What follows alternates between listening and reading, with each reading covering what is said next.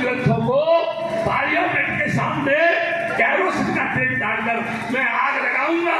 मैं कहूंगा निश्चित रूप से आरएसएस की लोग पूजा करेंगे। जिसको देखा नहीं है उसके सामने नाग लग रहा है, अरे तू बता नहीं तो क्या है। मैं गलत कह रहा हूँ क्या? मैं गलत तो नहीं हूँ भाई। इसने दुनिया क्यों बनाई? किसी पागल ने उसको बोला था तू दुनिया बना। अगर तो ये कहता हूँ कि वो खराब है कि ये खराब है। न मैं किसी पार्टी को सपोर्ट करता, न मैं किसी पार्टी का विरोध करता। मैं केवल डॉक्टर अंबेडकर के दर्शन को बुद्ध के दर्शन के समतुल्य लेकर के बात करता हूँ, और उसके बीच में जो प्रावधान यानी उत्पन्न करके उसमें समस्या क्रिएट करता है उसको मैं बेनकाब करता हूँ। अभी मेरा एक कहना है आप सभी से, देखो मैं क्या कह रहा हूँ आप सुनो। उपासक जी बात मत करो, आप बात करने के बंद कर दूंगा, मुझे कोई शौक नहीं है। अगर आप बोलेंगे ना, मेरे को ये शौक नहीं है कि आप मेरा नाम लें, ताली बजाएं, मेरे गीत गाएं, मुझको रोज गालियां दें, मुझे कोई फर्क पड़ने वाला नहीं है। क्योंकि मेरा स्वयं का चिंतन विचार आचरण सही होना चाहिए। तुम्हारे कहने से मेरे ऊपर कोई उसका संबंध नहीं। आप थोड़ा शांत रखेंगे तो बहुत अच्छा रहेगा। बार बार बोल रहा हूँ बात मत करो बीच में। मैं एक बात सोचता हूँ, अपने मन में विचार करता हूँ। सारे लोग ये बोलते हैं कि जुल्म और अत्याचार हो रहा है। सारे लोग ये बोलते हैं कि संविधान में परिवर्तन हो रहा है। सारे लोग ये बोलते हैं कि आरएसएस बदमाश है। सारे लोग ये बोलते हैं हमको ऐसा नहीं करने दे रहे, हमको ऐसा नहीं करने दे रहे हैं। लेकिन मैं एक बात आप सबसे पूछना चाहता हूं, कभी कभी भिक्षुओं से भी पूछता हूं। एक डॉक्टर अंबेडकर बाल अवस्था से लेकर के अपनी जवानी की अवस्था में प्रवेश करने तक उसने कितने जुल्म सहन किए, उसको कितना अपमानित किया, उसको कितना जलील किया। यहां तक कि स्कूल में पढ़ने के लिए पीछे बैठना पड़ता। मैं ये वो बात कर रहा हूं जो उनके लिटरेचर में, उनकी आइडियोलॉजी में, उनके जीवन के संघर्ष में, या जिन लोगों ने टिप्पणी की उनकी बात कर रहा हूं। सोचो, इतनी सुविधाएं मिलने के बाद भी आप में कोई परिवर्तन नहीं हुआ। इसका दोषी कौन है? आप मुझे बताओ, इसका दोषी कौन है? अगर आप मुझे पूछे तो मैं ये कहूंगा डॉक्टर अंबेडकर के आदर्शों का हनन करने वाला इस देश में 33 करोड़ देवता तो क्या उनका बाप भी पैदा नहीं हुआ जो उसमें कोई परिवर्तन कर सके। अगर कोई दोषी है तो तुम दोषी हो। तुमने डॉक्टर अंबेडकर के आदर्शों की हत्या की है, शोषण किया है, अपनी दुकान चलाई है, अपने ही समाज को गुमराह करके उसके खून को चूसने का काम किया। अगर गलत किया है तो बोलो गलत किया है। मैं जो बोल रहा हूँ तो गलत कह रहा हूँ क्या? अब ये बताओ, दोषी तो आप हैं, दोष दूसरे को दे रहे हैं। एक डॉक्टर अंबेडकर अकेला पार्लियामेंट में बैठ करके संविधान की रचना करते समय उस सत्ता के अधिकार को, उस विषमता को मिटाने को कानूनी तौर पर मौलिक अधिकार के रूप में उन सबके बीच में तर्क वितर्क करके अपनी बात को मनवाने के लिए बाध्य करता था, मजबूर करता था।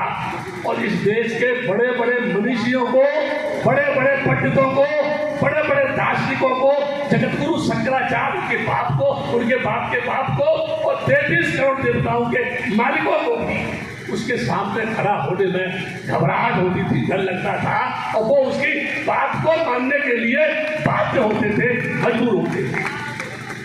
66 वर्ष की आजादी के बाद भी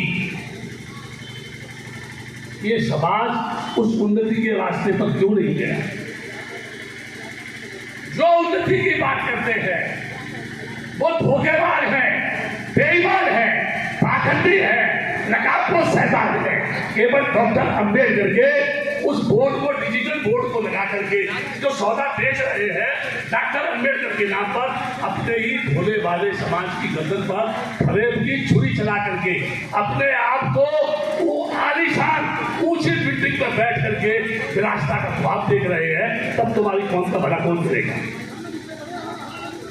कौन आएगा तुमको सुधारने के लिए? मुझे बताओ, मैंने इतनी दीक्षाएं दे दी, या भी दीक्षा होगी। जब बौद्धों के फंडामेंटल की बात आती है, केवल भारत में कितने हैं? 0.6। बुद्धिस्ट कितने हैं? 0.6। लोग बोलते हैं बुद्धिस्ट ला बनना चाहिए। Are you belong to Buddhist community? लोग बोलते हैं बुद्धिस्ट फंडामेंटल राइट मंजूर होना चाहिए। Are you belong to Buddhist कम्युनिटी? Can you tell me, can you show your certificate you are belong to Buddhist community? पहले कौन थे? अभी बहुत सारे लोग वो शब्द इस्तेमाल करते हैं। दलित अनकॉन्स्टिट्यूशनल लैंग्वेज है, इलीगल वर्ड है, सुप्रीम कोर्ट का ऑर्डर है, दलित शब्द की प्रचलन नहीं होना चाहिए। लोग बोलते हैं दलित दलित हिंदू न वेद में, न कुरान में, न पुराण में, न दर्शन में, न भागवत में, न उपनिषद में कहीं भी नहीं है। फिर भी हमारे देश के पढ़े लिखे लोग बोलते हैं गर्व से कहो हम हिंदू हैं। मुझे बताओ, ये पागल है कि बुद्धिमान है? सोचो, यानी क्या कह रहे हैं? गर्व से कहो हम हिंदू हैं? नहीं, ये कह रहे हैं गर्व से कहो हम पागल हैं, गर्व से कहो हम मूर्ख हैं, गर्व से कहो हम मानसिक गुलाम हैं, गर्व से कहो हम प्रतिमाओं के सामने भाग्य का दरवाजा खोलने के लिए आए दिन उसकी प्रार्थना करते हैं। और वो ऐसा है, क्षीर सागर में दुनिया की हसीन महिला के साथ रबड़ कर रहा है दुनिया का मालिक। ऐसा कौन आदमी है जो हसीन औरत को छोड़कर, जो नरम नरम कलाइयों से उसके पैरों को गुदगुदा रही हो, उसके दरवाजे पर एक भूखा आदमी खड़ा होकर के उसे फरियाद कर रहा हो कि हे प्रभु तुम मेरी सुनो। कोई भी पागल उस हसीना को छोड़ करके उस भूखे नंगे आदमी की फरियाद सुनने के लिए नहीं आएगा। सारे के सारे अय्यास, पाखंडी, बदमाश और ढोंगी है जिनकी हम पूजा करते हैं। तो हम बदमाश नहीं होंगे? आप बोलो, सही बात है बंदे। हम बदमाश होंगे कि नहीं? दुर्गा के हाथ में त्रिशूल, शंकर के हाथ में त्रिशूल, राम के हाथ में धनुष बाण। अरे तुम सृष्टि के मालिक हो, तुम दुनिया बनाने वाले हो, तुमने दुनिया बनाई है, तुमको हथियार रखने की क्या जरूरत है? तुम किससे भयभीत हो रहे हो? तुम किससे डर रहे हो? वो जानते हैं कि वो नंबर 1 के बदमाश है। अगर वो अपने हाथ में हथियार नहीं रखेंगे तो लोग उनको कूटेंगे, पीटेंगे उनको, इसलिए उनको डर है, भय है। और हम इतने मूर्ख हैं, उन गुंडों की पूजा कर रहे हैं और फिर कहते हैं लोग हमको गालियां देते हैं। तो तुम पूजा का काम कर रहे हो क्या? बोलो, फिर वही आ रहा हूं। एक डॉक्टर अंबेडकर जब पूरे देश को हिला सकता है, 33 करोड़ देवताओं के जबड़ों में से क्षमता निकाल करके ला सकता है, 33 करोड़ देवताओं के जबड़े को तोड़ सकता है, उसको खड़े होकर के चैलेंज कर सकता है। सब कल्पना है। बालू के ढेर पर खड़ा हुआ परमात्मा है। क्या किसी ने उसको देखा है? क्या कभी ने किसी को बोला है? वो कौन सी लैंग्वेज बोलता है? वो कौन से महल में रहता है? उसका मकान ईंट का, पत्थर का है, लकड़ी का है, ऊपर है कि नीचे है, बीच में भी लटका हुआ है? उसने दुनिया क्यों बनाई? किसी पागल ने उसको बोला था तो दुनिया बना। अगर उसके बनाने से बनी तो क्या जरूरत है किसी औरत को किसी आदमी के साथ शादी करने की? परमात्मा ही दुनिया बनाता रहेगा। क्या जरूरत है फिर लोगों को प्रतिबंध लगाने की? क्या आवश्यकता है फिर लोगों को जनसंख्या पर कंट्रोल करने की? हाँ, ये देश मूर्खों का देश है, ये देश मूर्खों का देश है, ये देश पागलों का देश है, ये देश ढोंगियों का देश है, ये देश मक्कारों का देश है, ये देश लुच्चों का देश है, ये देश दबंगों का देश है। आप कहेंगे क्यों? बहुत बुरी बुरी बात कहता हूँ और लोगों से कहता हूँ मैं तो मरना चाहता हूँ, मौत के लिए जगह ढूंढ रहा हूँ, कहीं मुझे जगह दे दो थोड़ी सी। कोई मारना भी नहीं चाहता मेरे को। मैं कहता हूँ मैं तो मरूंगा, लेकिन तेरे मुल्क का सर्वनाश हो जाएगा। मुझे तो मौत आएगी, आज नहीं आएगी तो कल आएगी। इसलिए भिक्षुओं से कहता, मंचों पर खड़े होकर गाल बजाने के बजाय समाज के बीच में जाओ, भूखे देखे लोगों के बीच में जाओ, तब तुम्हें एहसास होगा कि भूखे आदमी की तरफ क्या है, उसके साथ अपमान क्यों होता है, उसकी बेटी की बेइज्जती क्यों की जाती है, उसको नंगा क्यों खींचा जाता है। इसीलिए क्योंकि हम में यूनिटी नहीं है, इसीलिए हम में संगठन नहीं है, इसलिए हम में पावर नहीं है, इसलिए हम में ताकत नहीं है। हम भी एक दूसरे को गाली दे रहे हैं। हम बोलते हैं वो बदमाश, वो कहता है वो बदमाश, कोई कहता है वो राष्ट्रीय नेता है, कोई कहता है वो आरएसएस की गोद पर बैठा है, कोई कहता है वो ढोंगी है, कोई कहता है वो धोखा दे रहा है। मैं ये कह रहा हूँ कोई ढोंगी कोई धोखेबाज नहीं है, हम सबके सब बदमाश हैं और अपनी बदमाशी को छिपा रहे हैं और दूसरे के ऊपर आरोप लगा रहे हैं। यह तो मेरी ईमानदारी से अपनी बदमाशी से मुक्त हो जाए तो क्या वो बदमाश दिखाई देगा? हर लड़की शर्माती है, डरती है। कोई चाकू दिखा दे ऐसा मत करो मुझको, जो है लपचंडी क्यों नहीं बनती है, माँ काली क्यों नहीं बन जाती है? उस माँ काली की पूजा कर रही है, खुद माँ काली बन जा, लोग तेरी पूजा करेंगे। बन तो सही, बनना नहीं चाहती है। 1 घंटे अपने आप को सजाने में लगाती है, 1 घंटे। मैं सोचता हूँ कड़वी लगेगी मेरी बात, कोई बात नहीं है, गाली आप नहीं दे रहा हूँ उनको, मुझे कोई तकलीफ नहीं है। 1 घंटा अपने को सजाने में लगाती है। जब तक डॉक्टर अम्बेडकर 18 घंटे पढ़ता था वो अपने को सजाता नहीं था। जब 1 घंटा अपने को सजाने में लगाती है तो 5 मिनट में उस सजाई हुई सुंदरता को वो करके नाली में बहा देती है। तो 1 घंटे सजाने से कोई फायदा क्या है? बात मत करो, कोई बात नहीं चाहता, प्लीज बात मत करो। मैं एक बात बोल रहा हूँ आपसे, डॉक्टर अम्बेडकर ने कोई खूनी संघर्ष किया? हाँ करो या ना? डॉक्टर अम्बेडकर ने कभी तलवार चलाई? डॉक्टर अम्बेडकर ने कभी युद्ध करने के लिए बोला? केवल कलम चलाई। हम कलम के महत्व को नहीं समझ पाए। बुद्ध के आगे आंदोलन में रह करके मैंने बहुत सारा अनुभव किया, आज भी अनुभव कर रहा हूं, सीख रहा हूं। मैं भूलता हूं, लोगों के बीच में सीखता हूं और एक बात सीखता हूं मैं, शिक्षा के लिए जितने साधन उपलब्ध कराएंगे आपके बच्चे वेल एजुकेटेड नहीं हो पाएंगे। उसमें सुविधा की आवश्यकता नहीं है, उसमें पढ़ने की आवश्यकता है। आरक्षण खत्म कर दो।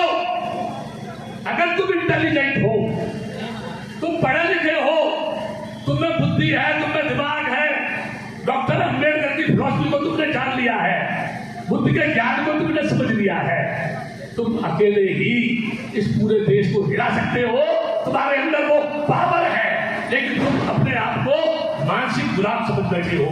दुनिया का वो मालिक है, वो मेरे जीवन का कल्याण करेगा। अरे तुमसे ज्यादा मूर्ख कौन होगा? ऊपर हाथ उठाते कह रहे हैं वो मालिक है जिसने तुमको पैदा किया, उसको भगवान मानने को तैयार नहीं है। जिसने तुमको पैदा किया उसको भगवान मानने को तैयार नहीं है। जिसको देखा नहीं है उसके सामने नाग रह रहा है। अरे तू गधा नहीं तो क्या है? बोलो ना, मैं गलत कह रहा हूँ क्या? मैं गधा तो नहीं हूँ कहीं। ये भी हो सकता है मैं गधा हूँ, क्योंकि गधे को गधे की पहचान होती है ना, ये भी हो सकता है। मैं कहना चाहता हूँ बाबा साहब का नाम लेने से नहीं कुछ होगा। बाबा साहब के गीत गाने से कुछ नहीं होगा। बाबा साहब के नाम पर लोगों के बीच में जहर बनने से कुछ नहीं होगा। डॉक्टर अंबेडकर के दर्शन को लेकर के खुद आगे चलना पड़ेगा। एक बुद्ध सारी दुनिया उसके पत्थरों को चलती है। एक डॉक्टर अंबेडकर जिसके संविधान को लोग बोलते हैं बदल देंगे बदल देंगे बदल देंगे, इनके बाप में संविधान बनाने की हिम्मत नहीं। जिस डॉक्टर अंबेडकर ने मनुस्मृति में आग लगा दी, वो सभी लोगों ने विरोध क्यों नहीं किया? अभी आरएसएस के लोग बोल रहे हैं जातिवाद खत्म होना चाहिए। मैं कहता हूं मोहन भागवत टीवी चैनल पर यह घोषणा करे। मोहन भागवत क्या कह रहा हूं सुनो, कि भारत की धरती पर जो भी धार्मिक ग्रंथ, चाहे उपनिषद हो, गीता हो, भागवत हो, रामायण हो, पुराण हो, दर्शन हो, जो भी मानव समाज को टुकड़ों में बांटते हैं, जो मानव को मानसिक गुलाम बनाती है, जिनसे देश में ऊंच नीच बढ़ती है, जो नारी की अस्तित्व को लूटने का संदेश देते हैं, मोहन भागवत कहे उन सारे धार्मिक ग्रंथों को पार्लियामेंट के सामने कैरोसिन का तेल डालकर मैं आग लगाऊंगा। मैं कहूंगा निश्चित रूप से आरएसएस की लोग पूजा करेंगे। करेंगे ना? उसका नाम क्या है? राष्ट्रीय स्वयंसेवक संघ। वो राष्ट्रीय स्वयंसेवक संघ नहीं है, बदमाशों का संघ है, लुटेरों का संघ है। ये मैं क्यों बोल रहा था आपसे? जिस पुष्पवृक्ष शुक्ल ने भिक्षुओं का कत्लेआम किया, जिस पुष्पवृक्ष शुक्ल ने भिक्षुओं का कत्लेआम किया, तमाम स्तूपों को नष्ट किया, उसको ब्राह्मण संस्कृति के लोगों ने क्या किया मालूम है? मर्यादा पुरुषोत्तम राम बना दिया। और उस मर्यादा पुरुषोत्तम राम साकेत में, बौद्धों की नगरी में, बौद्धों की छाती पर लोहा खड़ा करके मर्यादा पुरुषोत्तम राम का मंदिर बना दिया। अभी मैं वर्तमान देश के प्रधानमंत्री से अपील कर रहा हूं, आपके सभी चैनलों के माध्यम से, ये देश के न्यायप्रिय प्रधानमंत्री, ये इस देश के सबका साथ, सबका विकास, सबका विश्वास लेकर के बात करने वाला प्रधानमंत्री, दुनिया में जाकर के ये कहने वाला प्रधानमंत्री के पुत्र की धरती से आया हूं। तूने तेरी सत्ता के मद में तेरे मंत्रियों ने, क्षत्रियों ने, शंकराचार्यों ने साकेत में मर्यादा पुरुषोत्तम राम के मंदिर को बौद्धों की छाती में खड़ा कर दिया, ये कहकर के कि राम विष्णु के अवतार थे। प्लीज वो जो है उसको मंदिर खड़ा कर दिया, इस आधार पर राम विष्णु के अवतार थे। मैं कह रहा हूं ये देश के करधारों, संविधान की चौखट को चूमने वाले लोगों, संविधान के गीत गाने वाले लोगों, चाय बेचने वाले प्रधानमंत्री जो कहता था बाबा का संविधान ने मुझे प्रधानमंत्री बनाया, उस प्रधानमंत्री से कह रहा हूं, ए प्रधानमंत्री, तूने राम को यानी विष्णु का अवतार बता करके बौद्धों की छाती पर मर्यादा पुरुषोत्तम राम का मंदिर खड़ा कर दिया, तो क्या तू बुद्ध के आगे महाबोधि विहार को ट्रस्ट बना करके बौद्धों के हवाले करेगा? क्योंकि तुम उसको भी तो, बुद्ध को भी तो विष्णु का अवतार बताते हो। या तुम ऐसा नहीं करते तो तुम बेईमान हो, तुम बदमाश हो, तुम चोर हो, लुटेरे हो, ठग हो, इस देश को धोखा देने वाले लोग। ये मैं आरोप नहीं लगा रहा, मैं न्याय की बात कर रहा हूं। और आपके चैनल से पूरे देश के यादव वंश के लोगों से, सूद वंश के लोगों से, क्षत्रिय वंश के लोगों से एक बात कह रहा हूं, राम सूर्यवंशी थे, आंकड़ों या राम सूर्यवंशी थे कि नहीं थे? लोग बताते हैं सूर्यवंशी थे। मैं उनके लिटरेचर से बता रहा हूं, सूर्यवंशी थे। कृष्ण कौन थे? यदुवंशी थे। क्या पूरे देश में कहीं भी कोई भी बेटा किसी का राम बनाया जाता है तो किसी सूर्यवंशी लड़के को राम बनाया जाता है क्या? क्या इस देश में किसी कृष्ण को यदुवंशी लड़के को कृष्ण बनाया जाता है? तो इन बदमाशों से पूछो, वो पैदा हमारे खानदान में हुआ तो ब्राह्मण राम कैसे बनेगा, ब्राह्मण कृष्ण कैसे बनेगा? इससे ज्यादा बदमाशी और ब्राह्मणों की कोई हो सकती है क्या? मैं ज्यादा नहीं कहना चाहता, इतने पर ही चिंतन करना, इतने पर ही वर्णन करना। और तुमसे तो सिर्फ एक ही बात कहता हूं, उठो, एक बार मिट जाओ। अस्पत लुटे, उससे तो पहले एक बार मिट जाओ और मिट जा करके लोगों को एहसास कराओ कि बाबा साहब के किसी भी बेटी को छेड़ा तो नरचंडी बढ़ करके कितना नरसंहार कर सकती है। छेड़ना तो छोड़ो, देखने से ही लोग घबराएंगे। तुमको अपने आप को समझना पड़ेगा। आपका कल्याण हो, आप चिंतन करें, मनन करें, रात भर मुझे गालियां दें, फिर भी मैं आपको आशीर्वाद दूंगा। एक ढीला दान मत करो, हर कदम पे गाली दो, लेकिन भद्दे लोगों को दान करो। इस आशीर्वाद के साथ आपसे निवेदन करूंगा कि आपका मंगल हो, आप